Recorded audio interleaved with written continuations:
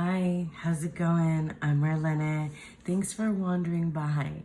Welcome to my month gone by video. So in this video, I look back at the previous month and share with you a lot of the things that I got up to in terms of my tarot and oracle practice and other memories and media that I consumed and just whatever I want to share about the previous month.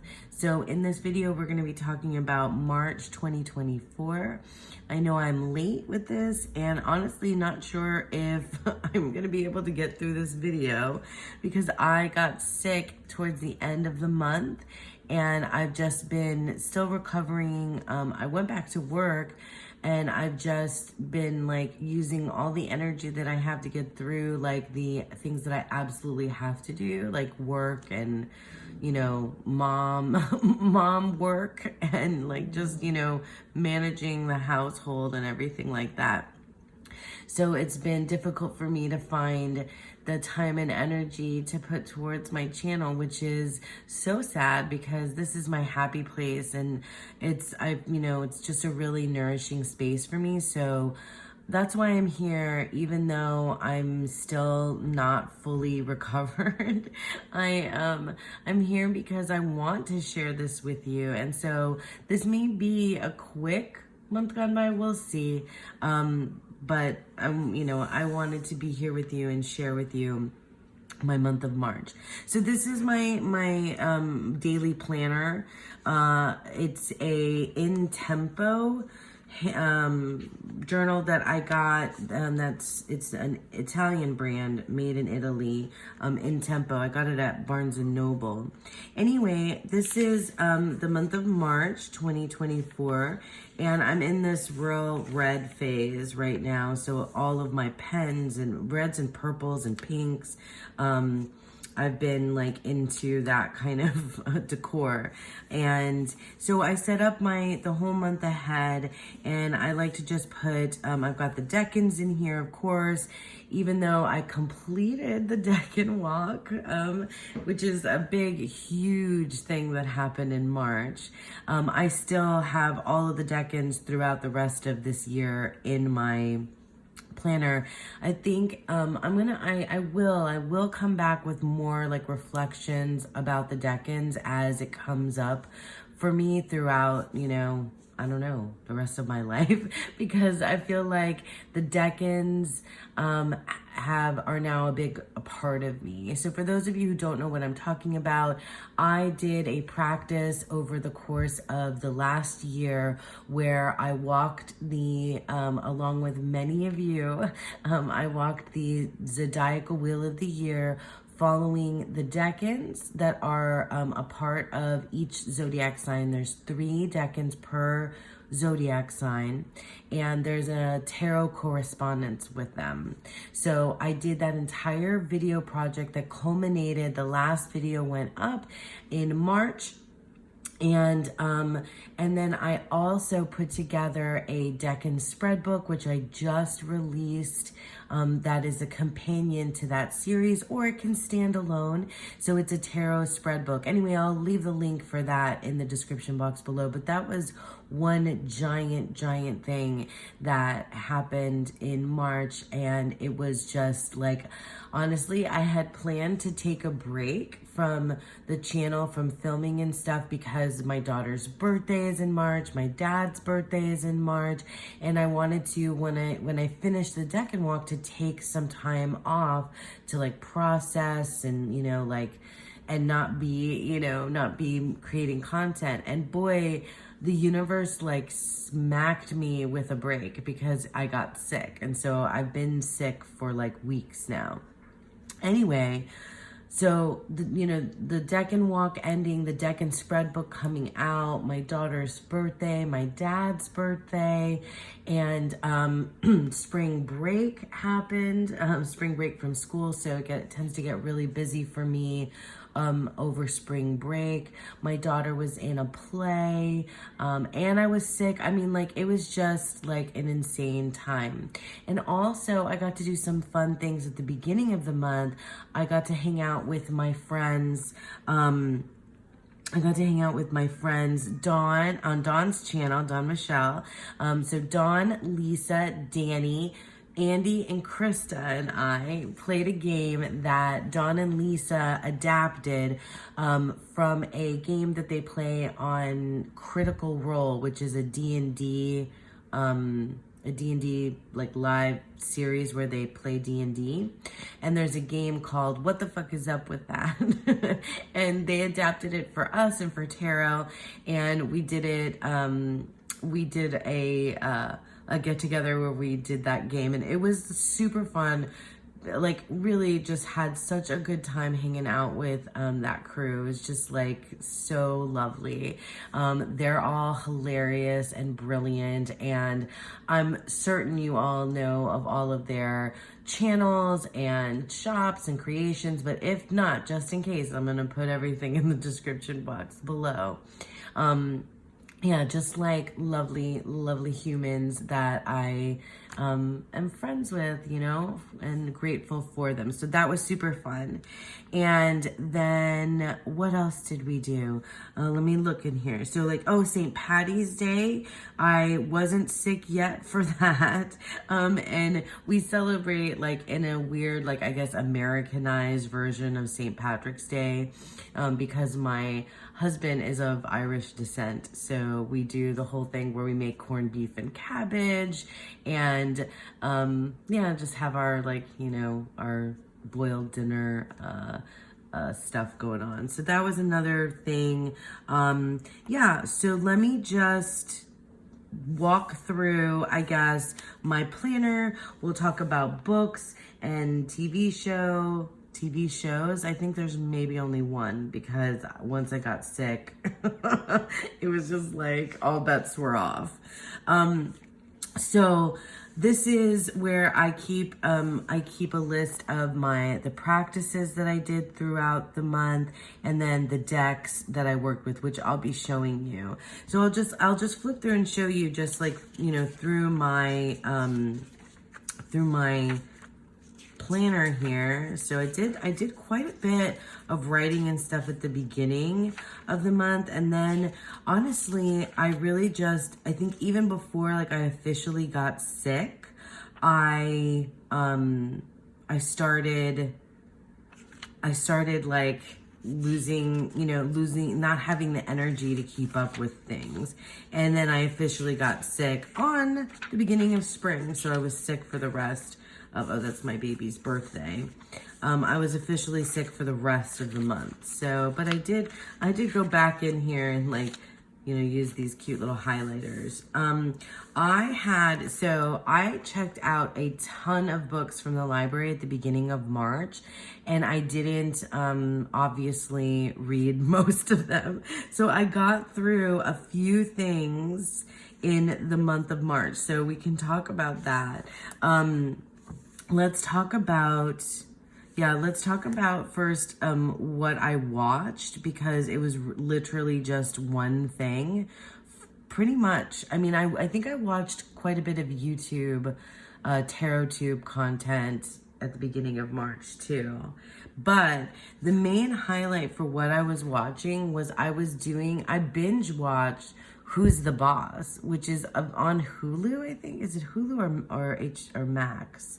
Anyway, Who's the Boss, for those of you that may have no idea what it is, which would be so wild to me, because anyway, Who's the Boss is a show that was on in the 80s and early 90s starring Tony Danza, Judith Light, and Alyssa Milano.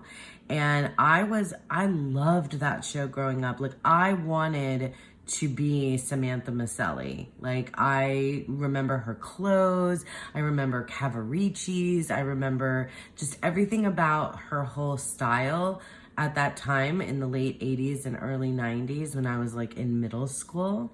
That's what I wanted for life. Anyway, it's a total comfort show because I know that I watched it when I was a kid, and I watched reruns of it, you know, even after I was older. But I just fell into this like comfort watch of binge watching Who's the Boss.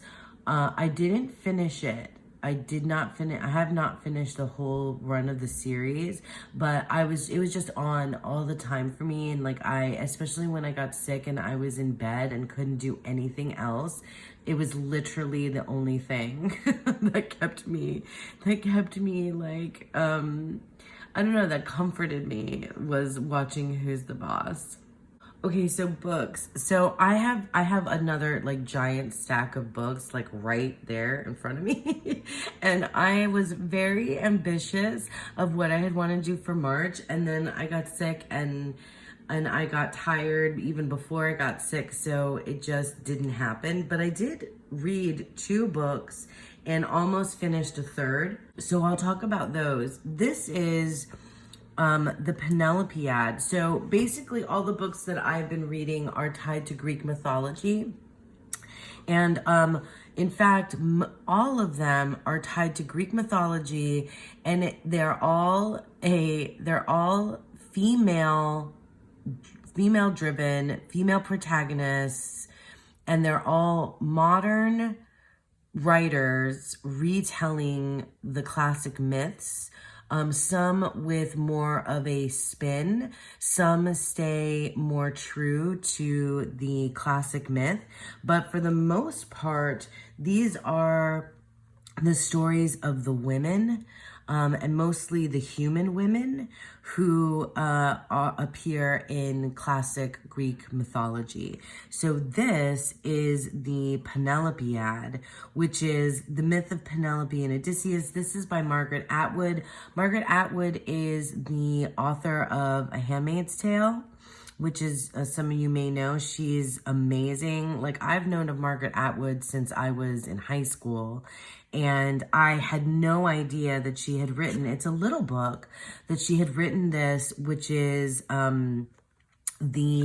it's like the Odyssey from the perspective of Penelope, Odysseus's wife, but it also gives a perspective, and it's really sad, incredibly haunting, but also sarcastic, witty, funny, thought-provoking, but it gives the perspective of the maids that Odysseus slaughtered at the end of the Odyssey.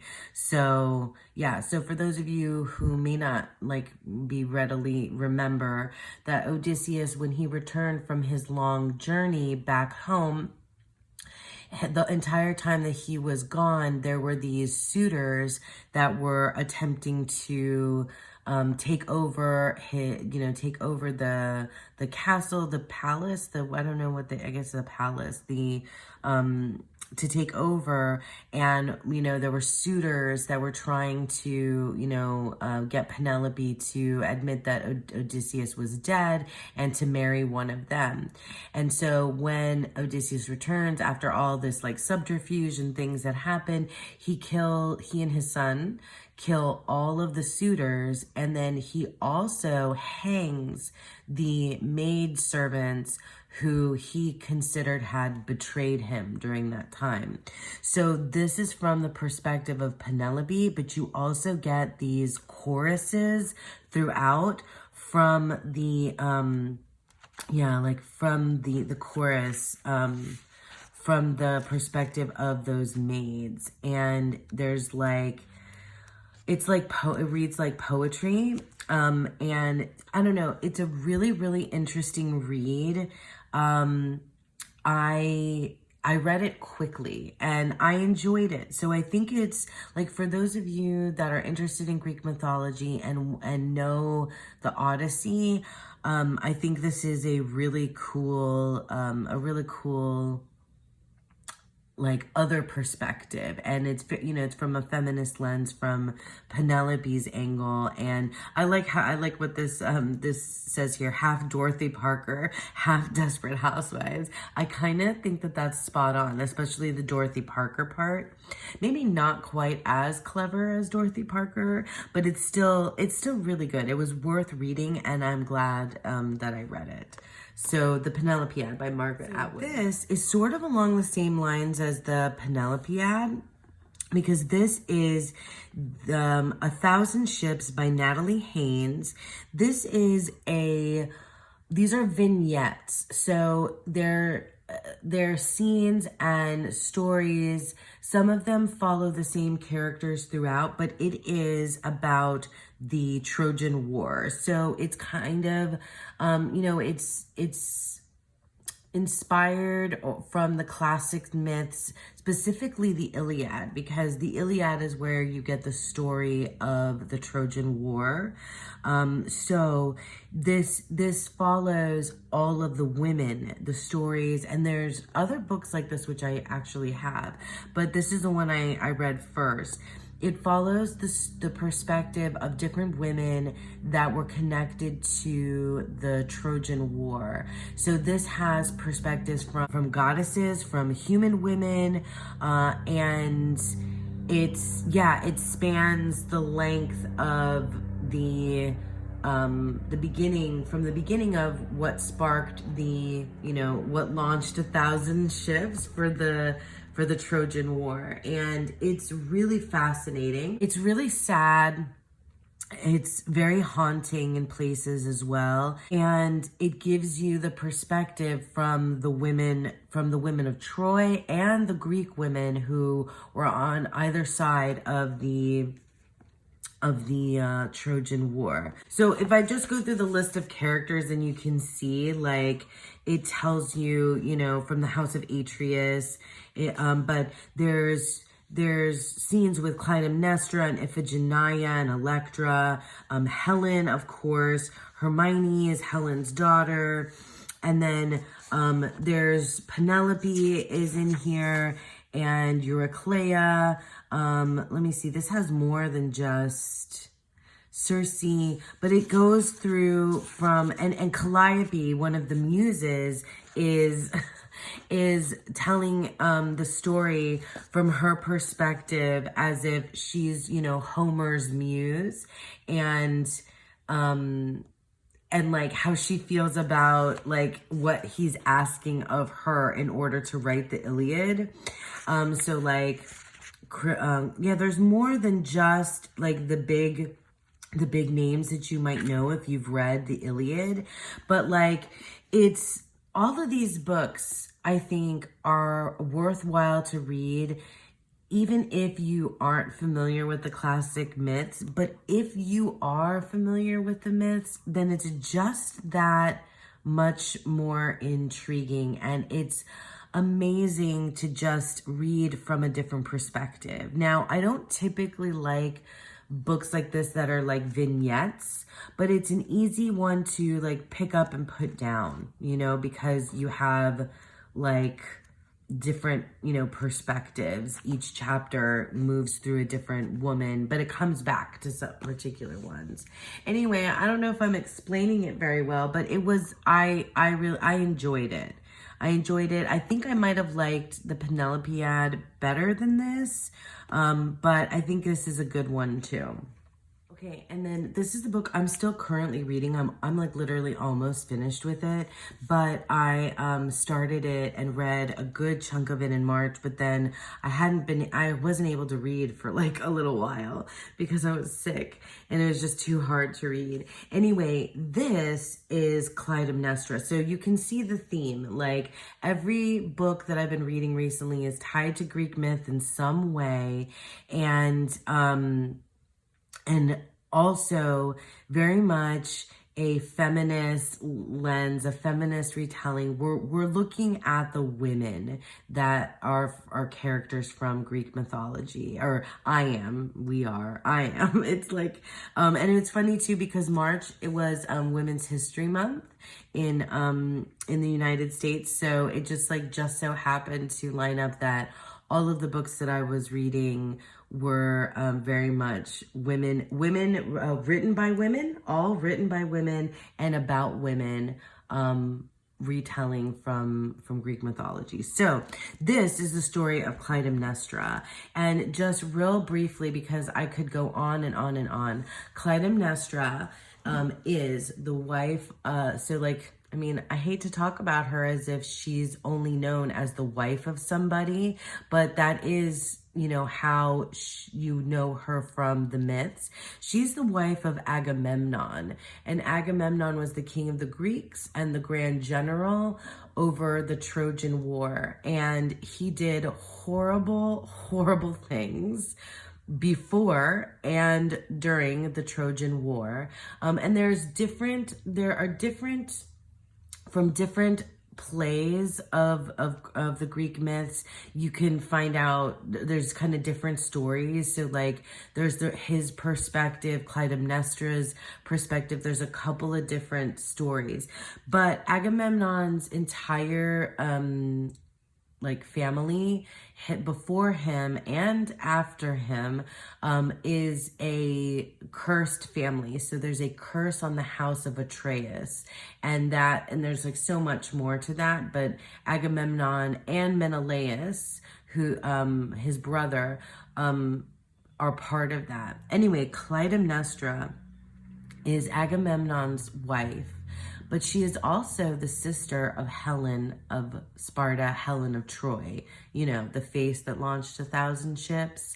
So there's a lot to do with her growing up in her household with Helen as her sister, but she's also the sister of Castor and Polydeuces, or Pollux as some people know him.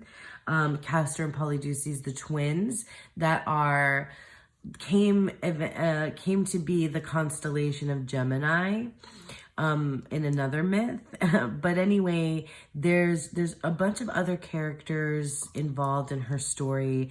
It's a tragic, desperately sad course of events in Clytemnestra's life. And I don't know why, but like Circe, I read before, and this book, there's this pervasive like melancholy to these human stories. There's so much to do with, well, Circe is not human, right? Circe is a goddess. But in any case, back to Clytemnestra. First of all, I love her name, Clytemnestra.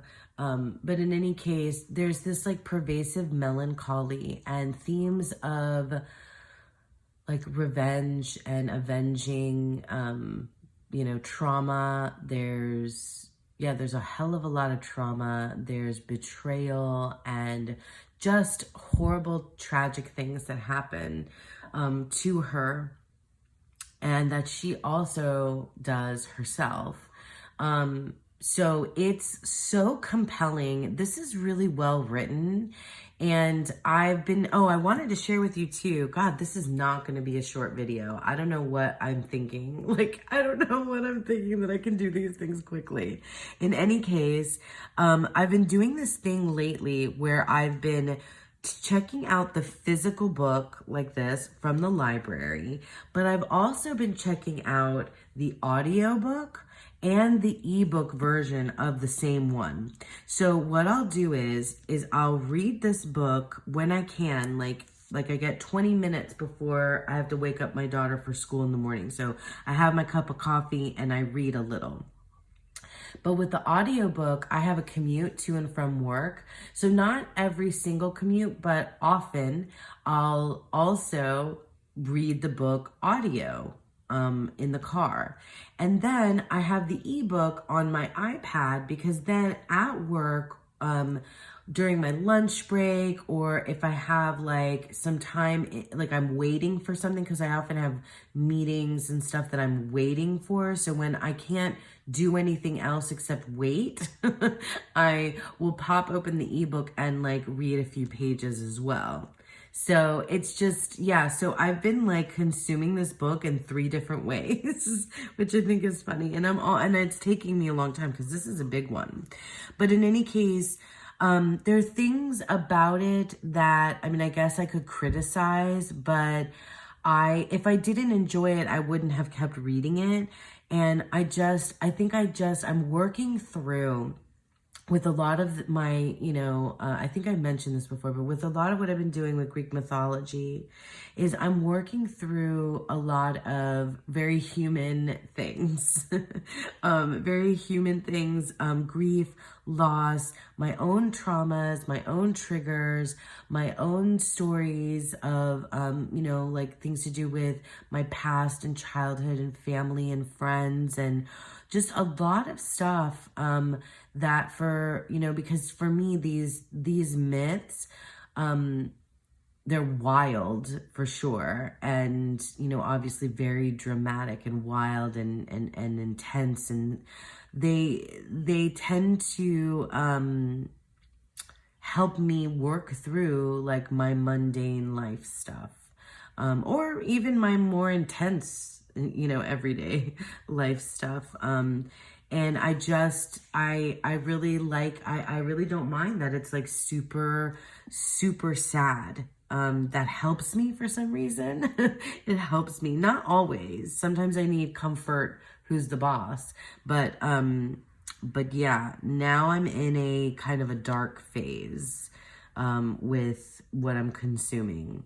Okay, so that is it for books. Okay, so now let me share the practices, the tarot practices that I got into in the month of March. Oh my God, I just looked at on the 1st of March. Will you look at what I wrote? So ready to start a new month. And this is a big one. Rory, that's my daughter, turns 10 this month, and the Deck and Walk, hashtag Deck and Walk 2023 ends too. I think I need to plan to take a break at some point. I'm not sure when I'll need to. Yeah, I found that out really quickly. Okay, so I'm gonna go out of order here. So I talked about my Deck and Walk, already, and I told you about the spread book, and you can find that in just the link to it in the description box down below. It's on a Ko-fi shop, Ko-fi, that I just opened in order to get it out there, and thanks to Dawn Michelle for helping me put that together. Okay. Let me talk about animal gnosis. So animal gnosis is a practice that I get into because I'm part of Tegan Cosmic Creepers Patreon, and she does animal gnosis among other practices and exercises and activities and commentaries that she provides for us, through her Patreon, my Patreon subscription or membership there. Anyway, the one that I typically spend the most time with in the month is the animal gnosis, and our animal for the month of March was the octopus. So this is from the Terra Oracle, and the word for octopus here is conformity. Yeah. That's interesting. I don't think I really engaged much with this word for octopus. The Ace of Cups. So this is an octopus tentacle in the Ace of Cups, and this is from the Naked Heart Tarot. So I just had these out in my reading filming space all month. But how I really engaged with octopus energy or with her Patreon, I guess it was connected to octopus, but it was more these spreads that she provided us that were about fostering resilience. And I did a few spreads, and I used these particular decks. So the Odyssean Tarot, the Mystique of Magdalene, and the Goddess of Love Tarot. If you've been watching me or paying attention to my channel or my Instagram, then you'll know that these are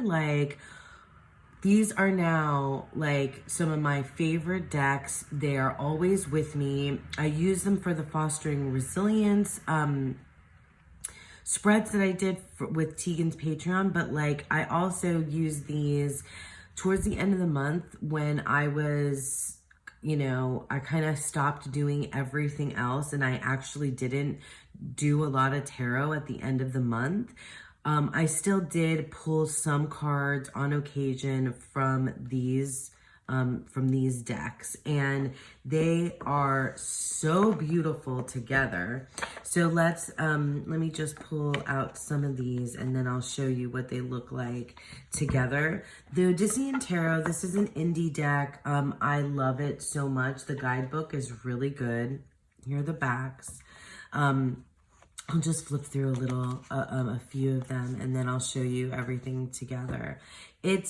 This deck is amazing, and I really do like how the mythology lines up with the tarot, but it really is mythology first, tarot second, with this particular deck. I have a whole flip through or walk through of it when I first got it that you can check out. Oh my goodness. This is the Mystique of Magdalene. I work with Mary Magdalene energy. It's a very sacred, special practice of mine, and something that I've been doing now for quite some time. And oh no, is this bent? Something's wrong with my card. Anyway, this artist and creator, like, I love this deck. I have her other decks, but this one is my favorite.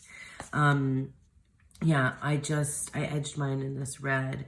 It hits the spot for me in a spiritual way, but also in a day-to-day life way.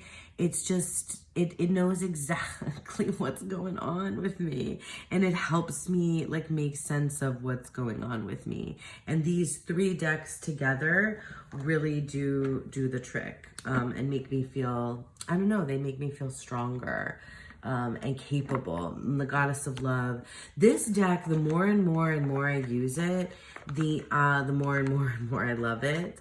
And it's like, not just because I love all this red and pink, but this guidebook is really, really good. I think that Gabriella Herstick she's really cool. You should, she's got a podcast. She has an Instagram. She's got like a bunch of really cool stuff going on. She's a very interesting, like progressive, kind of out there, personality. I dig her.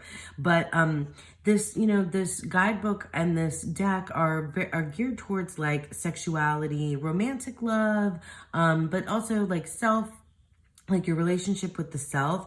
But you can, I just really enjoy the way that she interprets it, and it has a Thoth kind of bent to it, and it has the decans as well, so it's, it just like ticks all the boxes for me.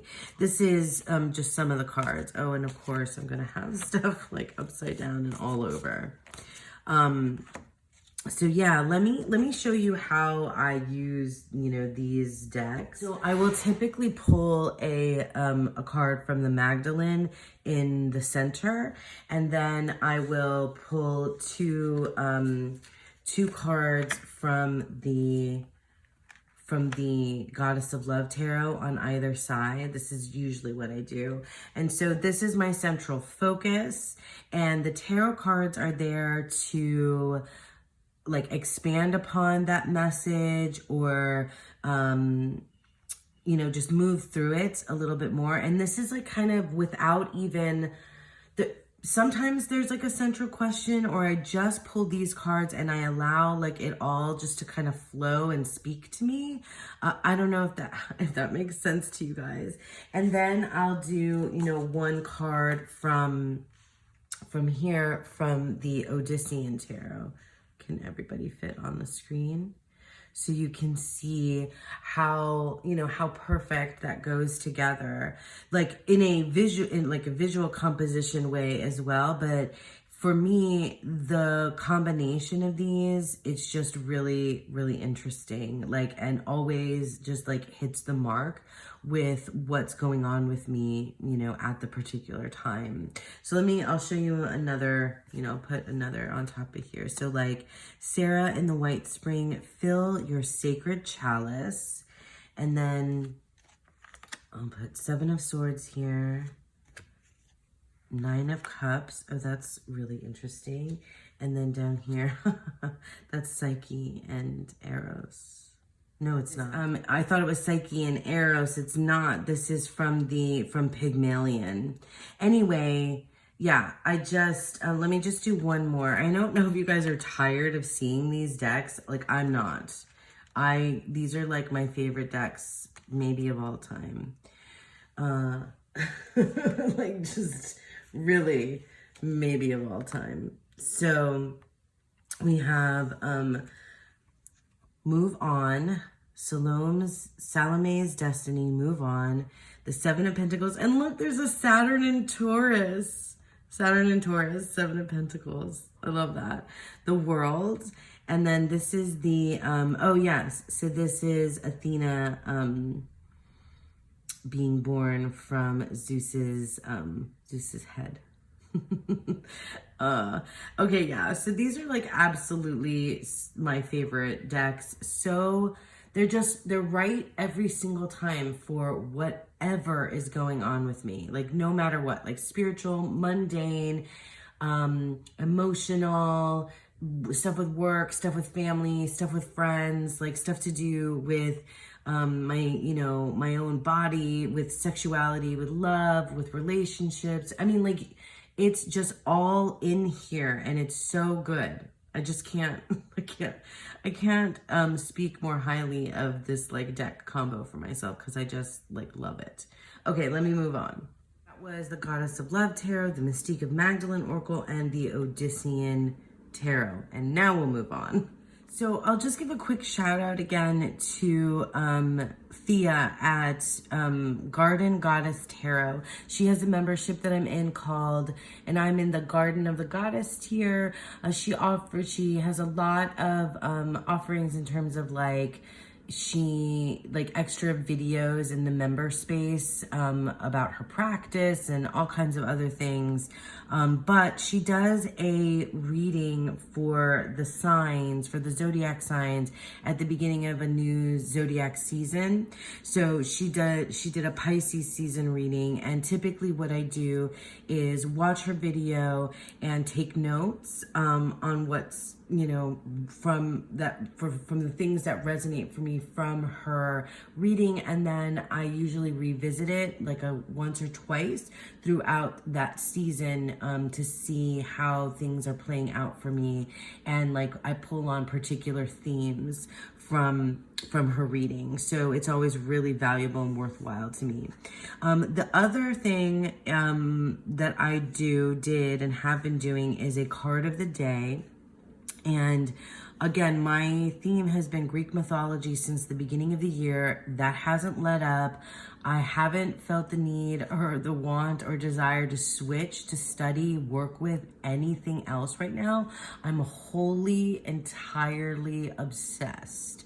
So, so the main deck, the main decks that I worked with, that I chose to work with for the, for that practice, let me show you those now. So the main tarot deck that I started to use at the beginning of the month of March is the Mythos Tarot. And I did a quick like flip through first impressions of this in another video. And then I talked about it when I was on with my friends, because it was disappointing. And I don't know, I mean, I didn't have like super high expectations for this deck from the beginning, but even like with the low expectations that I had, it just wasn't, you know, great. And I mean, I think also the fact that I was sick might have, you know, had something to do with it as well. Like, it's just that what I really wanted was like a fun and like sexy, like hot people, beautiful people deck that was matching. Oh, I completely forgot to talk about the other books that I read. I only showed the ones that I had actual physical copies of. Quickly, let me just tell you, because I've almost finished the series, and that's what this deck, this Mythos Tarot, is connected to. The books are by Katie Robert, and so I'll put them up on the screen. Radiant Sin and Cruel Seduction by Katie Robert. These are books, I want to say 4 and 5 or 5 and 6 in the Dark Olympus series. So I'll pop up on the screen the covers of those. And it's a Greek mythology inspired like smut series that's I'm laughing because like it's fun, and it was fun, and I haven't started the next one. I think there's maybe one more book or two more books left in the series. I haven't started it yet because I've kind of gotten out of that phase of like wanting that like kind of mindless, oh no, I'm sorry, that's so terrible to say, but it's very, very superficial, very, very like just about like, you know, sexy, really, you know, it's fun and enjoyable, but it's really not anything like deep or like profound for me. And that's kind of the same thing that I feel about this deck, is that it's like, I mean, all of the, you know, important stuff for like the characters are here, but like the depth is not here. And that's how I feel about that particular series. So I haven't, I'll probably finish it because I've invested all the time in it. And I may use this deck again. I may. I'm not sure though, because it does some things that like I don't get. There are cards that are, I don't know if I can find one, but there's like coins cards or like pentacles cards, which for me is the earth suit, that have deities that are wind deities, and I don't understand why. And when I went to the guidebook to kind of like, you know, find out why that was, it didn't really explain it. Oh yeah, here it is, Ace of Coins. So Aeolus is the keeper of the winds, and he's the Ace of Coins. So when I think of the Ace of Coins, it's the Ace of Pentacles. It's the root of the powers of the earth. And that's not air and wind for me. So I didn't get it. And this didn't explain it really, except to say, like a fresh breeze from a different direction, this card represents new beginnings and prosperity. Aeolus opened the gates to let in strong winds, blowing away stagnation and leaving you open to new opportunities. Like it just doesn't jive for me. I'm sorry, that just doesn't jive for me, because like it goes on like this breath of fresh air can symbolize wealth, but it's like about air. I just didn't understand it. And also like, because, so it really felt like they just made a beautiful people deck, which is fine. And the connection between the deity and that card is really just like, hey, there's this deity, and they can be your guide alongside this tarot card. It doesn't really, some of them, I guess, make a better connection to the tarot meaning, but for the most part, it's kind of like superficial and not, yeah, it's just superficial. I still think it's a beautiful deck, and I will probably give it another chance when I'm not sick, but I totally fell off my card a day practice at the end of the month, and I used other decks alongside this. I'm not going to bring those out to show you them individually. You'll see them when you see my digital journal. So yeah, so that's the Mythos Tarot. So a couple other decks that I use kind of in that card a day practice, that's really just like my own thing, are these two decks. Let me talk about the Wise Dog Tarot first, just real quickly. I won't like get into too many cards either, just flip through a few, because I just showed off this deck when I got it as a gift from a kind person. And this deck I pulled out when I was in bed and sick, and I needed puppies to the rescue. And it was just like the perfect, just for a couple of days, I used this, and it was just, and I also just had it with me and flipped through to look at the pups, and it just made me feel better when I was really, really sick and not feeling well. And that's what this type of deck does for me. It's comfort. It's a comfort deck. I mean, it's a beautiful deck and a good reader. I got this card, the Empress. Oh my God. It was just like, it's also kind of sad. I don't know why.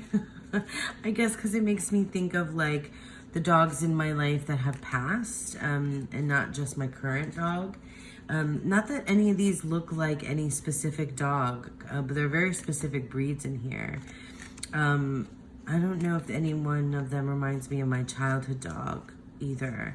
But, but it does remind me of friends' dogs that have passed. And it's just like, these feel like spirit dogs. They really do. These feel like dogs from beyond, in this, like, in like a spirit realm.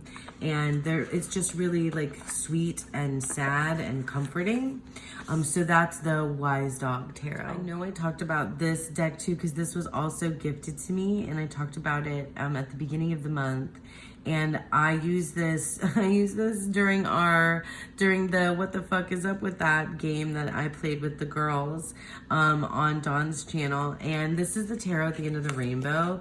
I edged this deck in rainbow colors, and I switched from the Mythos Tarot when I just was like over it into using this deck. And I had planned to use it for the rest of the month of March, but I got sick and then I stopped kind of doing anything really.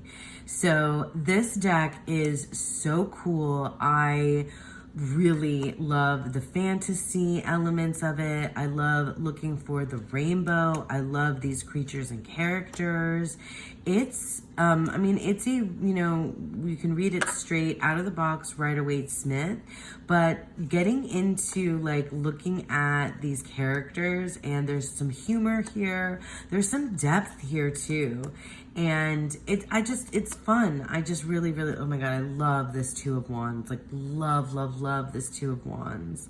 And it's bright and colorful and felt right for St. Patty's, for the beginning of the spring. Will you look at that? Oh my goodness. There's tiny knights in here too, for those of you that know how tiny knights make me and my friend Rumor Haven crack up. We love our tiny knights. There and here, I sent her pictures of the tiny knights from this deck. This is like my new favorite moon card ever in the whole world. Yeah, it's beautiful. Look at the strength card too. It's just a beautiful deck and a good reader, and I had fun with it. And I wish that I hadn't gotten sick, because I would have definitely used it for the rest of March, but it'll be back. It's not going anywhere. So that's the tarot at the end of the rainbow. So these are the two decks that I used in the Fellowship of the Weavers practice, which is part of Dawn Michelle's membership. And I'm going to show you these decks briefly, and then I'll show you my digital journal, and then we'll call it a day, because I'm starting to run out of steam. So this is Midnight Magic, a tarot deck of mushrooms. And it's really cool. So I fell off the wagon for the first time ever, you guys, with my fellowship practice. So like, I've been in Dawn Michelle's membership for what, 3 years now? 2.5, I don't know, however long, a long time. And I've been like doing the practice. I've stuck to it and hadn't fallen off in a long time. And being sick, I fell off, and I didn't do this practice for a couple of weeks, which just felt weird to me to be disconnected from it. So yeah, it was very strange to be disconnected from it. Anyway, I decided I wanted to use these two decks, and they're kind of dark, which is interesting because it's spring. The theme was Enchanted Garden, and so I guess I wanted to pick like a botanical theme, but these decks are really dark, and they were very serious. And I don't know if I think I wanted to take the themes of the Fellowship in a more like lighthearted way, but the decks I've been choosing have not really matched that particular idea. And also, I guess with what I have going on and what I'm thinking about, it's a little bit heavier it's a little bit heavier regardless. And so I kind of have to, you know, go with that. I have to go with that, even if maybe I don't want to. And so like, I don't know, mushrooms, the idea of mushrooms and like, you know, things like they're fungus, right? So there's a bit of whimsy to mushrooms, but there's also a bit of like the dark, you know, the shadow, the subconscious, there's an intensity there too. I don't know why, but it is. I mean, maybe it's also having paired it with this, the Magical Botanical Oracle. Now, this has a stunning, long, chunky, wonderful guidebook. And I've shown this deck before. Christopher Penczak, you know, wrote the guidebook. And so I've heard really wonderful things about his other work. I don't know any of his other work, but this guidebook is really good. And this oracle is really stunning.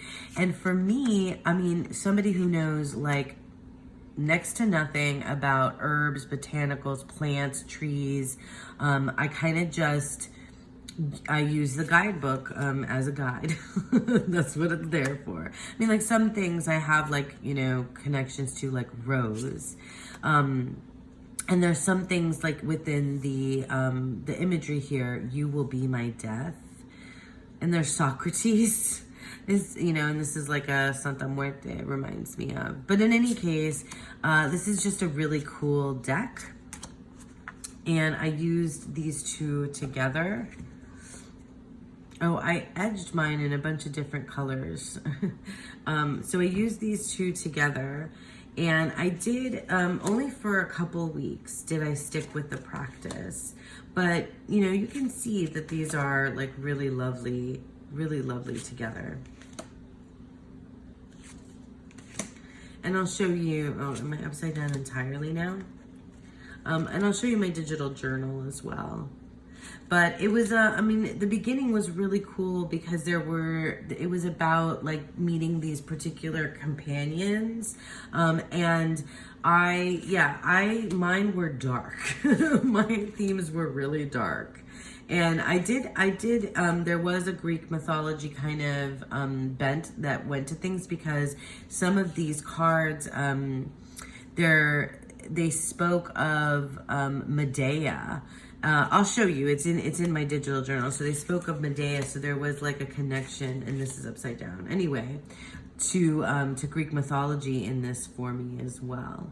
So yeah, let me just get into my digital journal now at this point. Okay, so we'll start with the Fellowship of the Weavers, because that's what I was just talking about with these two decks. The Midnight Magic and the Magical Botanical Oracle were the ones that I used for the Fellowship practice. And the theme from Don Michel's Fellowship practice was the Enchanted Garden. So basically, the Fellowship of the Weavers is it's an ongoing, or it could be standalone, month to month. It could be standalone, but it does build if you want to stay in for the whole year long practice. That's a narrative tarot journey that's inspired by D&D. So it's not just tarot and oracle, but we bring in other elements, dice and some other things involved in it as well. So so basically what I do is I take the PDF that Don Michel gives us and I import it into GoodNotes, and I use that as my digital journal throughout the month. So I don't want to spend too much time on Dawn's particular page because that's her work, but I'll show you. So like what I started doing at the beginning of the month was like photo collaging. You know, these are just this was my reading, right? And then I pulled these images from the internet. And like I said, like Medea, there's Medea, was involved because of Wolfsbane. So like it was this meeting the botanist, and you had to roll the dice and save the botanist out of the tree, and my botanist ended up being Wolfsbane. So I had this like wolf theme. So we started out kind of dark and scary. At least that's the way, Wolfsbane is a poisonous plant. I can't remember now off the top of my head the things about it, but I know that it talked about Medea, and yeah, it was just like kind of a, like I had to start dealing with stuff at the front of the month that I wasn't expecting to come up, and it came up. Yeah, and like setting boundaries and toxic relationships and all kinds of stuff just like came out because of this, you know. So it was not lighthearted. It was not lighthearted, my practice. So then at the end of the month, at the end of the week, I'm sorry, we pull a loot card. And this is from the, so we have loot that we carry throughout our entire journey. And it's really cool. I've been using the Hellenic Oracle.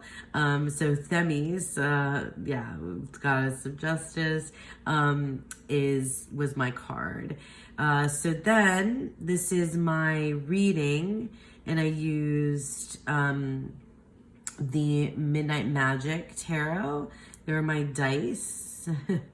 And so then this is the second week. I did another like photo collage here in my journal. I guess I wasn't feeling like, I know my energy was already slipping at the beginning of the month already.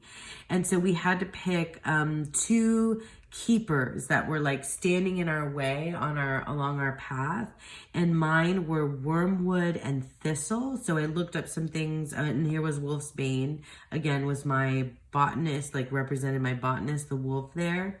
And then these were my two like keepers who were like kind of challenges standing in my way.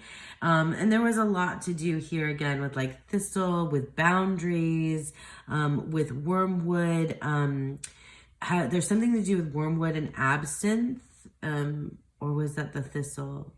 I don't know. It was something kind of very like next level, like spiritual realm stuff going on with that.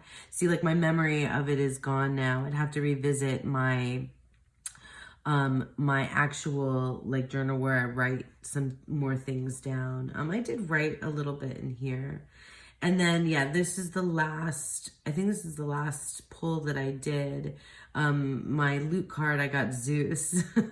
And that was actually really interesting at that point in the month as well, to pull Zeus as, what did I write here? Power and might. So I think that was, oh no, I did more, the Keeper's Challenge. So yeah, the botanist got a card.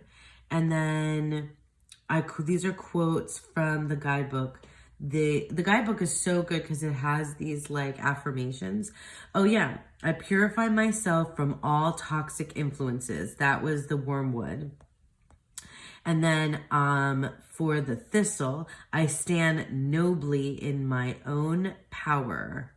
So there was just a lot to do with like finding my own strength and like dealing with things in my life that were toxic, things that I need to move on from, things that I've had trouble letting go of from my past. So it's just, yeah, it was kind of heavy. And I think that emotional work got to me too. Because look, I pulled the Three of Swords, the Queen of Swords, and the High Priestess. So there was, in this exercise, there was the botanist cards or the keeper's cards, and then your cards were the ones at the bottom. And like, depending on how you rolled the dice, you chose from either the top line or the bottom line. And they were all my cards. The botanist card, you, and it has a connection to Hecate. So that was interesting. So yeah, all me, baby, I wrote here. Yeah, so I had stuff that I was dealing with. And then I stopped. That was when I stopped. I only did the first 2 weeks of the from the fellowship, because after that I completely fell off, which I have to say, it felt really weird not to do my fellowship practice. Anyway, so yeah, so the main decks there were the Midnight Magic and the Magical Botanical Oracle. Okay, and so lastly, I'll flip through my digital journal. That is my card a day, my year-long practice. This is a Good Notes template that was created by Dawn Michelle when we did our Thoth study like years ago. And so I just, you have been using it for this. So this is the first page, the index page, that has all the months. And then I did my little practice dedication, and I have like photos here of the different things that I had wanted to study for this year of 2024. So far, January, February, March has all been Greek mythology, and that was the plan, but I had planned to start working in other things coming up in the year, and I don't think I'm going to, because in April I had planned to start Lenormand, but I'm continuing on with Greek mythology, and we'll get to that in April. Let me see. Oh yeah, and that's January. So let's go to March. Okay, so you can see where things started getting haywire for me. At the beginning of March, I was using the the Mythos Tarot. And then I put some other things here. Oh, Lisa's live reading. Oh yeah, because the self-worth path. Oh no, that was the live reading. So Lisa Papez, in her membership, the Unicorn Fam, she does live readings for members that are from a certain tier and up. And I think I added that into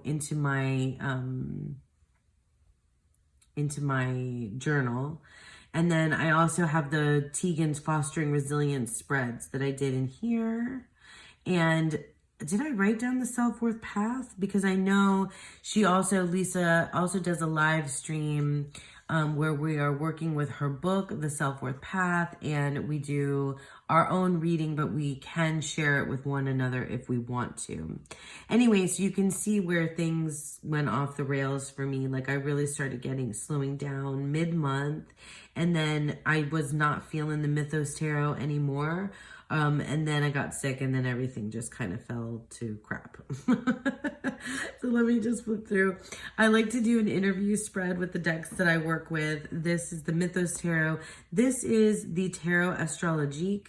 Now, I only worked with this briefly. That's why I didn't bring it out. I still need to figure out how I feel about this particular deck. It's not a tarot. It has the astrological, the planets, the signs, and some cards that are related to the decans, I think, question mark, in some way. Anyway, these were my interview spreads. This is my year ahead reading. Oh, I didn't talk about this at the beginning, but whatever, it doesn't matter. I'm like running low on energy. I'm almost done. So this is my year ahead reading. Dawn, Michelle, and I did readings for one another at the end of last year. And so my cards, this comes from the Spolia Tarot and I forgot the name of the oracle. I always forget the name of this oracle, but it's an indie deck. I'll put it in the link. I'll put it in the description box. Anyway, it has the 10 of Wands and the word initiation, which really looks like this cactus is giving us the middle finger, which I totally love. And it was initiation of the new power. And yeah, 10 of Wands. Yeah, so I definitely was ending a cycle of creativity, and I definitely had way too much on my plate. And I'm not sure if I felt like, maybe at the beginning there was like some sort of initiation, but I don't know. All I can remember now from the month is that I was sick. So here's some examples of the Mythos Tarot. And I also, here's my favorite. I already showed you this. And then here more, yeah, like, see, I was not keeping up with it. It wasn't as super compelling to me, this Mythos Tarot, so I didn't write a lot. So here's like an example of the Mythos Tarot with the Tarot Astrologique and the Hellenic Oracle. More, see, yeah, and I was pulling the Hellenic Oracle, which is one of my faves. Again, oh yeah, I got this Ace of Coins Aeolus, which we talked about already. Like, I don't understand why they did that. Oh, here we go. This is the Unicorn's Journey Tarot, which is Lisa Pepez's deck that she read for me during her live readings. Oh my gosh, sorry about the plane noise. That she read, she did a reading for me. Yeah. Isn't it so cool? Okay, Lisa's deck is launching on Kickstarter on April 20th. So I'm going to put the link to, if you want to be notified when that Kickstarter launches, Unicorn's Journey Tarot. I'm highly, highly anticipating this deck. Can't wait to have it in my little hands. But this was a really, really good reading. This deck is such a good reader. So I asked Lisa to send me the pictures so I could put it in my journal. This is another one of, this is from Tegan's. Yeah, so the question was, what are you striving for? And more from the Mythos Tarot, Mythos Tarot, Mythos Tarot. And then, is this where things start to fall off? Oh no, here's more from a reading that I did with Tegan's, striving for resilience.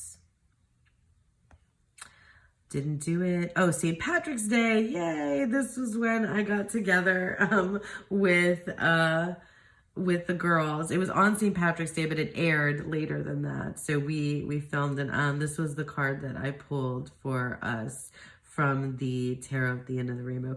And this is me with my little my little Irish shirt that said "Kiss Me, I'm Irish-ish" on St. Patrick's Day. This is like the last day I was feeling like good, and then I just immediately got sick after that. So then that's it. Oh, a spread from the Little White Book that was a really good spread from the Tarot at the End of the Rainbow. It's called the Rainbow Spread. It was really good. I really like that. So then, oh yeah, here's me using the Wise Dog Tarot when I was feeling icky. More, Self-Worth Saturday. Yeah, I used this for the Self-Worth Path reading. That's why I remembered the Empress from there. And again, I used the Tarot at the End of the Rainbow here, I guess, randomly. And then from my 3 favorite decks. Again, from my 3 favorite decks. And then, the Hellenic Oracle. Yeah, because I went back to work. I went back to work and I was still sick. And this is what I pulled. This was like went back to work. I'm still feeling sick. I got Tartarus, which is like basically the depths of hell. And Pandora. So anyway, yeah. And then that's it, because I was done at the end of the month. So that's it. That was my month of March. It was a slog, I gotta tell you guys, at the end, but some really cool stuff happened. My Deccan book came out, and we did the things, at least for some of the time. And my daughter's birthday was another big, really important thing, really special for me in the month of March. That's it. I'm cashed in now, probably gonna go take a nap. Thank you guys so much for sticking with me. I hope that you all have a beautiful, wonderful day. Bye.